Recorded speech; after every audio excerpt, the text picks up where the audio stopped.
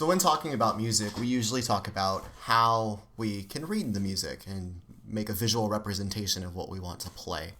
So usually we use something called a staff. This is called a staff. It's made of 5 lines, usually for pitched music. You can also do simpler ones, like 1 line for like a drum percussion thing, or like if you're playing triangle or something that doesn't really have a lot of different pitches. But usually for piano and violin, you usually use something more complicated, like with 5 lines that you can show the different pitches on. So if you're learning an instrument that uses more high notes than low notes, you usually will use something that looks like this. This is called a treble clef. Looks something like this. Spelled like this, Treble, and then clef, Clef, just like this. This is called a treble clef. There are 2 ways to draw this thing. You can practice both if you have the time and find it interesting. You can draw like this. You start with the circle at the bottom. You go up straight, kind of, and then you come around like this, and you circle this second line here like that. And it looks like that. The other way to do this, the cooler way, I think, is to just draw a line straight down and curve around like this and join back up. And usually I will forget to go lower. So if you're really good, you can do this. Just come down, even just hook. You don't really need to draw the circle, I guess, if you are in a hurry. And then you just do this, and boom, you got a treble clef. Okay, so these are all treble clefs. They work the same way. What this tells you is what notes these are on the lines and in the spaces. Okay, so if you see this, this shows you one thing. This is also called a G clef. It's called a treble clef. It's also called treble clef. It's also called a G clef. It's kind of the nickname, and there's a reason for this. The G clef. The reason it's called a G clef is because in this you can see that there's, let me get another color.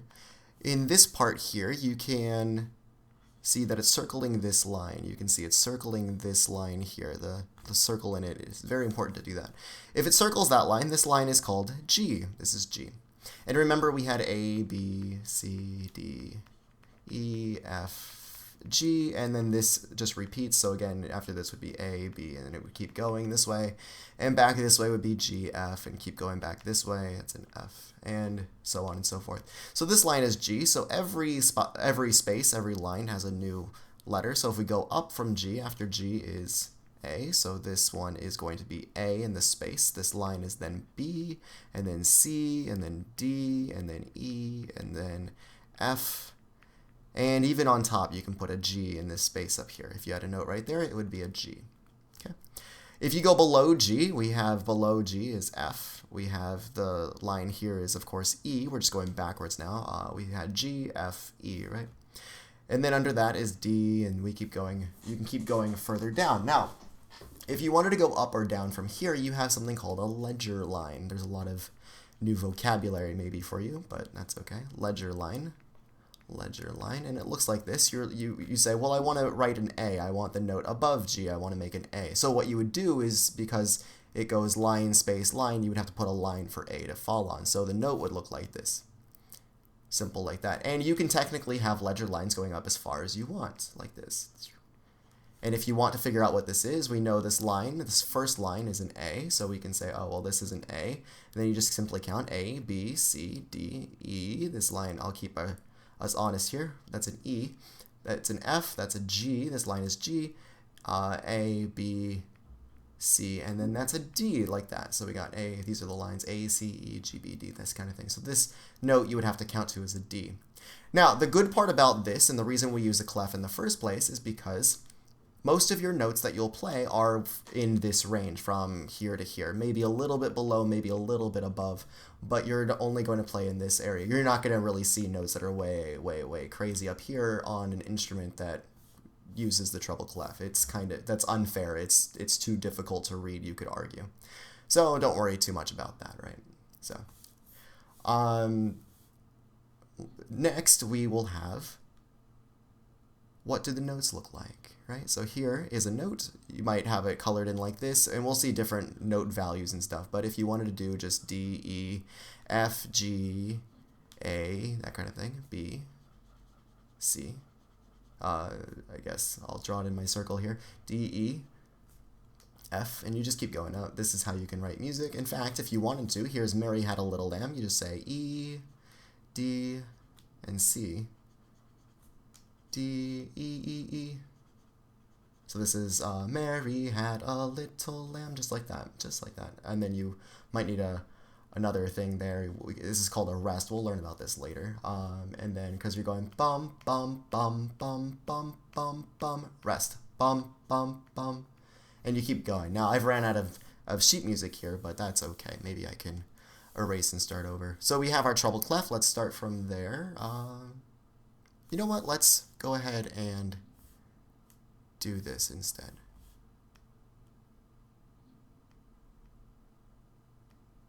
Ta-da! We got more sheet music. Okay, so once again, for review, just to keep us technical difficulties. Okay, so we're going to do that and this, like that. Okay, so we have our treble clef like this, and again we had E, G, B, D, and F, and then in between is E, F, G, oops, we got our G there, sorry, A, B, C, D, E, F, and G on top, and D below. Now, you can remember the order of lines and spaces if you want to count faster by, this is the old adage, is every good boy does fine, just like that. And you can always count, of course, if you know this is E, or you know, because this is also called not only a treble clef, but it's called a G clef, right? I'll do this G clef and treble clef, G clef, treble, G clef, that works, right? Oops.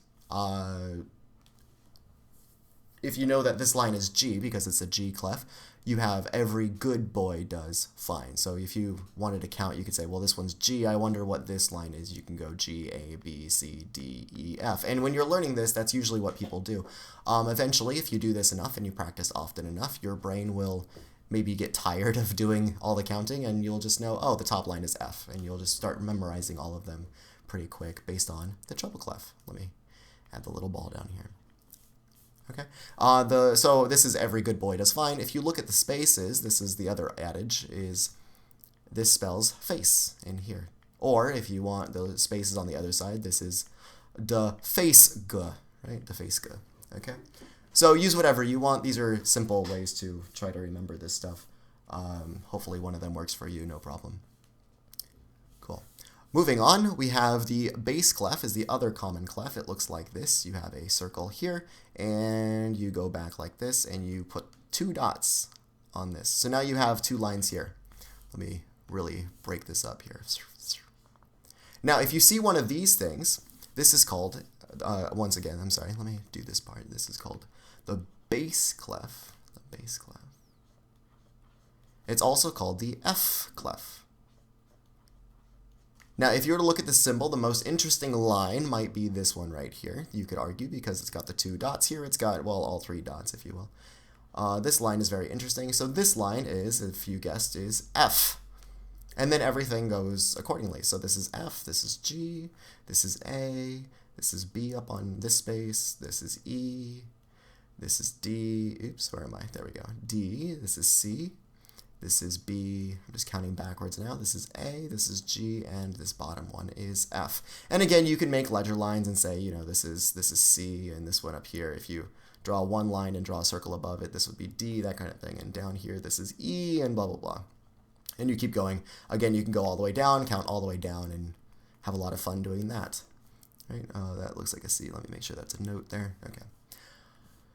Here, this is a little bit different. Everything kind of shifts. So instead of this line being G, as in over here, now this line is G. So this is G before, or G there. This one was G before, right? Now, a lot of people will learn one of these. They'll learn probably a treble clef first, especially if they start with piano, especially if they start with violin.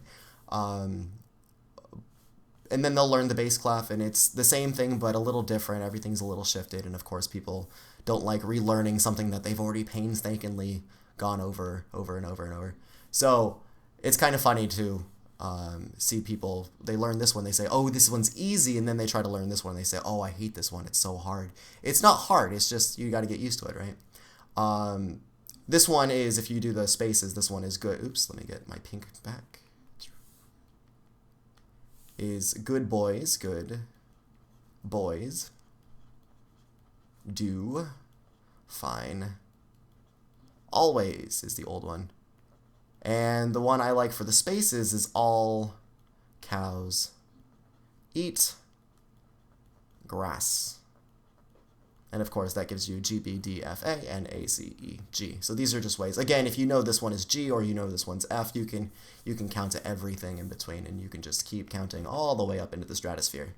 It's up to you. It doesn't really matter. So knowing your lines and spaces is good, so when you can play those on your instrument, whatever you're learning, and you see this and this and this and maybe this, you can be like, oh, I know this is G, B, A, and E, just like that. So you know what notes to play. So this is how you can then teach yourself how to pick up any song you want. If you have the sheet music for it, you can actually teach yourself to play new music.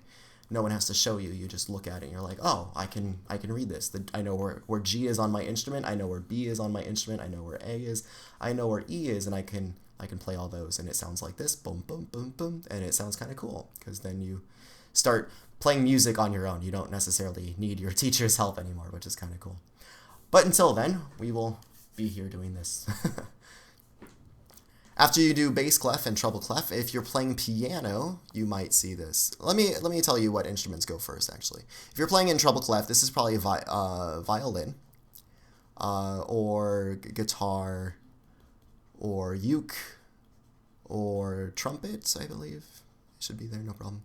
Clarinet. Some of the reeded instruments get a little strange, but usually the higher instruments here. The bass clef is used by the cello. You'll see the cello, and and the string bass.